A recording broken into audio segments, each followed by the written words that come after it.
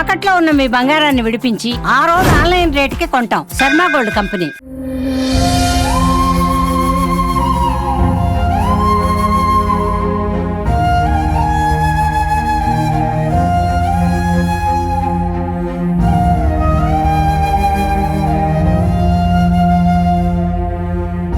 మోంతా తుఫాను ప్రభావానికి నిన్న సాయంత్రం ఓ వ్యక్తి గల్లంతయ్యాడు. తన బోటును కాపాడుకునే ప్రయత్నంలో గల్లంతైనట్లుగా చెబుతున్నారు. నిన్న సాయంత్రం 4 గంటల ప్రాంతంలో ఈ ఘటన చోటు చేసుకుంది.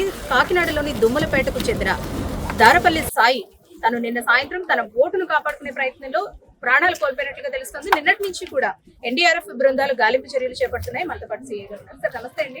అసలు ఏం జరిగింది, ఏ ప్రాంతంలో అంటే ఏ సమయంలో ఈ ఘటన జరిగింది? నిన్నటి నుంచి కూడా రెస్క్యూ ఆపరేషన్ కొనసాగిస్తున్నారు. నేను యాక్చువల్ గా 4 గంటల ప్రాంతంలో సాయి అనే వ్యక్తి తన బోట్ ని భద్రపరచుకోవడానికి లంగర్ వేసుకునే ప్రక్రియలో అతను కాలు జారి పడిపోవడం జరిగింది. తర్వాత పర్సన్ రెస్క్యూ చేయడం జరిగిన ప్రయత్నంలో కొద్దిగా నిన్న గాలి అది వేగంగా ఉండటం జరిగింది.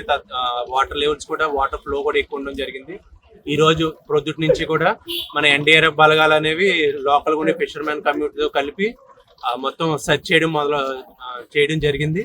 ఈ ప్రక్రియలో ప్రొద్దుటి నుంచి కూడా మనం ఈ సెర్చింగ్ అనేది చేస్తా ఉన్నాం. ప్రస్తుతానికి ఇప్పటికి వచ్చి అయితే మాత్రం ఇంకా ఏమి పర్సన్ ఐడెంటిఫై కాలేదు. ఇలాగే ఎంత తొందరగా వీలు కుదిరితే అంత తొందరగా ఆ పర్సన్ ఫైండ్ అవుట్ చేయాలని చెప్పి మనం పూర్తిగా ప్రయత్నం చేయడం జరుగుతుంది. అలాగే ఈ ప్రాసెస్ లో రెవెన్యూ వారు కానీ పోలీస్ శాఖ వారు కానీ వాళ్ళు కూడా ప్రత్యక్షంగా ఈ ప్లేస్ లో ఉండి వాళ్ళు కూడా ఈ ప్రాసెస్ తొందరగా జరగాలని కోరుకోవడం జరుగుతుంది.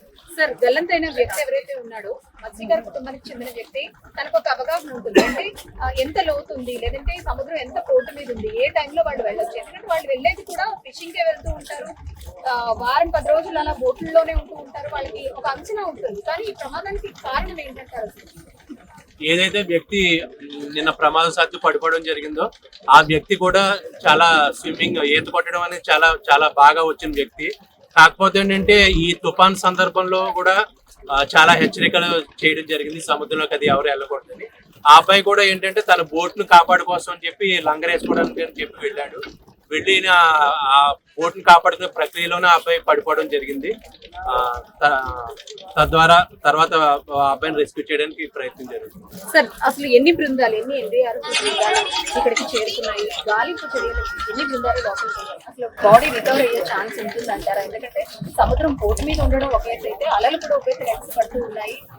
సో రికవర్ చేయడానికి టైం పడుతుంది అంటారా? ఇది యాక్చువల్లీ ఇక్కడ ఏంటంటే ఎన్డీఆర్ఎఫ్ అనేది 30 మందితో కలిసిన ఒక బృందం అనేది ఇక్కడికి రావడం జరిగింది. ఇక్కడ ఏంటంటే చాలా విపత్కర పరిస్థితులు ఉన్నా, ఎందుకంటే ఈ వాతావరణం గురించి కానీ ఈ సముద్ర అలల వల్ల కానీ చాలా విపత్కర పరిస్థితులు ఉన్నా కూడా అన్నిటిని అధిగమించి ఎంత తొందరగా వీలు కుదిరితే అంత తొందరగా ఆ పర్సన్ ని మనం ఫైండ్ అవుట్ చేయాలని చెప్పి మేము చాలా కృషి చేయడం జరుగుతుంది. సార్, గతంలో కూడా ఇలాంటి సిచ్యువేషన్స్ మీరు చాలానే చూసుంటారు. అంటే విపత్కర పరిస్థితుల్లో ఎన్డీఆర్ఎఫ్ బృందాలు వచ్చి ఎంత మందిని సేవ్ చేశాయి అనేది అందరికీ తెలిసిన విషయమే. మీరు కూడా ఎన్నో సిచ్యువేషన్స్ చూసుంటారు. సో బాడీ రికవర్ చేయడానికి చాలా సమయాలు, చాలా రోజులు పట్టిన రోజులు కూడా ఉన్నాయి. సో ఇక్కడ కూడా సిచ్యువేషన్ ఆ విధంగానే ఉంటుందంటారు? ఇక్కడ ఏంటంటే ఒక్కొక్కసారి ఒకవేళ ఆ పర్సన్ కానీ ఇక్కడే స్ట్రక్ అయిపోతే మాత్రం ఎటువంటి పరిస్థితుల్లోని కూడా మనం ఏదోలా ఫైండ్ అవుట్ చేస్తాం. ప్రొద్దుట ఏంటంటే ఇక్కడ బ్యాక్ వాటర్స్ ఏంటంటే బురద అది ఎక్కువ ఉండడం జరుగుతుంది. ఆ బురద అది అందులో ఇరుక్కుపోయి ఉంటే కనుక ఆ అబ్బాయి పర్సన్ పైకి వస్తాడని చెప్పి బోట్ యొక్క ఒక ఓబిఎం అది ఫుల్ స్పీడ్ పెట్టి మనం బోట్ నది తిప్పడం జరిగింది. ఒకవేళ మట్టిలో అది ఇరుక్కుపోయి ఉంటే పైకి వస్తారని చెప్పి. తద్వారా ఇప్పుడు ఏంటంటే వలలది ఒకసారి పైకి వస్తే వలలది ఇరుక్కునే అవకాశం ఉందని చెప్పి మొత్తం వలలేసి లాగడం కూడా జరిగింది. వలలో కూడా ఆ పర్సన్ అది రాలేదు. ఇప్పుడు నెక్స్ట్ కూడా మనం ఒక deep diving specially trained persons ఉన్నారు మన దగ్గర. వాళ్ళని కూడా ఒకసారి దింపి ఎక్కడైతే కరెక్ట్ గా స్పాట్ లో పడ్డాడో ఆ పర్సన్ అక్కడ ఒకసారి దింపి ఒకసారి వెతికించడం జరుగుతుంది. నెక్స్ట్ ప్రక్రియలో మాక్సిమం ఎంత తొందరగా వీలైతే అంత తొందరగా మనం ఆ పర్సన్ ఫైండ్ అవుట్ చేద్దాం. కాకపోతే ఏంటంటే ఇక ఆ పర్సన్ అనేది ఇక్కడ ఉండకుండా ఇంకా ముందుకు అది సముద్రంలోకి వెళ్ళిపోతే మాత్రం పట్టుకోవడం కొద్దిగా కష్టం అవుతుంది. ఒకవేళ ఇక్కడే ఉంటే మాత్రం మనం తక్కువ సమయంలోనే మన పర్సన్ ఫైండ్ అవుట్ చేయడం. సార్, తను కూడా ఒక గజ ఈతగాడే. ఇంతకు ముందు కూడా ఇక్కడ చాలా మంది ప్రమాదంలో చిక్కుకున్నప్పుడు తానే కాపాడేటట్టు కూడా లోకల్స్ చాలా మంది చెప్తున్నారు. గజ ఈతగాడు అయినప్పటికీ కూడా ఈ ప్రమాదంలో ఎలా ప్రాణాలు కోల్పోయాడు? ఇది తుఫాను వల్ల ఏంటంటే తుఫాన్లో మామూలుగా చేసిన దానికి 5 రోజుల్లో ఉన్న ప్రక్రియకి తుఫాను వల్ల వచ్చే విపత్కర పరిస్థితికి కొద్దిగా పరిస్థితులు అనేది వేరేగా ఉంటాయి. ఆ పరిస్థితుల ప్రభావం వల్ల అతను ఎంత గజ ఎత్తుగాడైనా సరే ఈ పరిస్థితిలో అతను ఇరుకోవడం జరిగింది. సో చూసారు కదండి, అయితే నిన్న సాయంత్రం 4 గంటల ప్రాంతంలో ఎవరైతే దారపల్లి సాయి ఉన్నాడో తన బోటును కాపాడుకునే ప్రయత్నంలో ప్రాణాలు కోల్పోయాడు. గతంలో చాలా మందిని కాపాడిన గజ ఈతగాడే అయినప్పటికీ నిన్న ఏదైతే సముద్రం పోటీ మీద ఉండడం అలలు ఉవ్వెత్తున ఎగిసి పడడంతో తన ప్రాణాలు రక్షించుకోలేకపోయాడు. తనతో ఉన్న 6 సురక్షితంగా బయటపడగా తన మాత్రం సముద్రంలో గల్లంతయ్యాడంటూ కూడా తన తరపు బంధువులు కూడా చెబుతున్నారు. నిన్నటి నుంచి ఎన్డీఆర్ఎఫ్ బృందాలు గాలింపు చర్యలు ముమ్మరం చేశాయి.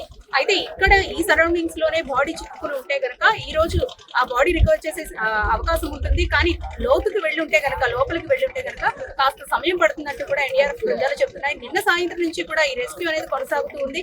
ప్రస్తుతం కాకినాడ దగ్గర ఈ రేవు దగ్గర అయితే గనక విపత్కర పరిస్థితులే ఉన్నాయని చెప్పుకోవాలి. సమయం పడుతుంది, కాస్త వెయిట్ చేయాలంటూ కూడా అధికారులు చెబుతున్నారు. ఎవరు కూడా ఈ ఏదైతే ఫిషర్మ్యాన్ కమ్యూనిటీస్ ఉంటాయో వీళ్ళందరికీ కూడా హెచ్చరికలు జారీ చేస్తున్నారు. ప్రమాదాలు జరిగే అవకాశం ఉంది, ఎవ్వరూ కూడా సముద్రంలోకి వెళ్ళవద్దంటూ కూడా హెచ్చరికలు జారీ చేస్తున్నారు. కెమెరా పర్సన్ శ్రీధర్తో అనుశ్రీ, సుమన్ టీవీ, కాకినాడ.